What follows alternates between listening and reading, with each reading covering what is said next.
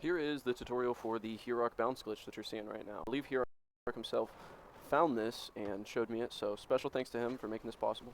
Setting this up is pretty easy, but here's an example of how I did it from start to finish, just to show you. The first object I'm using here is the small manual pad, and I place that down right here. It doesn't really matter where you place it exactly. This is just for the hippie jump, just to have it set up close. And then you can use any pad, doesn't matter. For this example, I'll do it with just the small pads alone, just to show that it works. Just set it off the edge of wherever you're trying to go, and then tap down like that, and kind of let it slowly raise up until it lines up to a very, very slight angle, but it's still slightly angled down. It doesn't have to be perfect, as long as it's slightly angled down and not too much angle. Slap all these on top of each other. Don't have to be perfect, like I said, as long as they are on top of each other and in a corner shape. I'm a little in the way here, but just like this, as long as, this is a pretty bad example, but you kind of get the point. You just slap these together, and as long as you got a gap there that your board and you can fit in, that is how you set this up. The way that I did it, specifically, the larger pad, this one, set it to the edge here. Just like that. Pallets from Market Mile.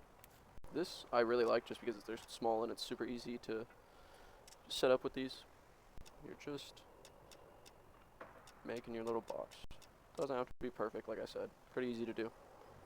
Realistically, you only need one of these corners depending on your stance. However, I usually just make it like this anyways, in case there's multiple people wanting to try it. And it also, just in case you start bouncing around, sometimes it can kind of help keep you in place.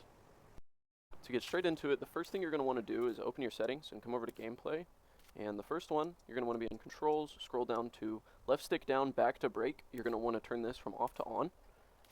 And come over into assists, and you're going to want to turn on auto curb pop as well as auto curb pop. Now that you've got the settings applied, the first thing you need to learn how to do is enter the bouncy state, which once you've turned the auto pop settings on, whenever you roll up to a small manual pad like this, you should automatically pop onto it. This also works with natural curbs just around. What you want to do here is hippie jump right before it allows you to auto. If it auto pops, you didn't get it, but if it goes like that, it doesn't matter if you fall or anything like that. As long as the board rolls into it and you jump off and you don't land back on the board and it didn't auto pop you, you should have got it. You will know that you have done this step correctly whenever you start off your board and then you get onto your board and hold your left stick down. You should start bouncing like this.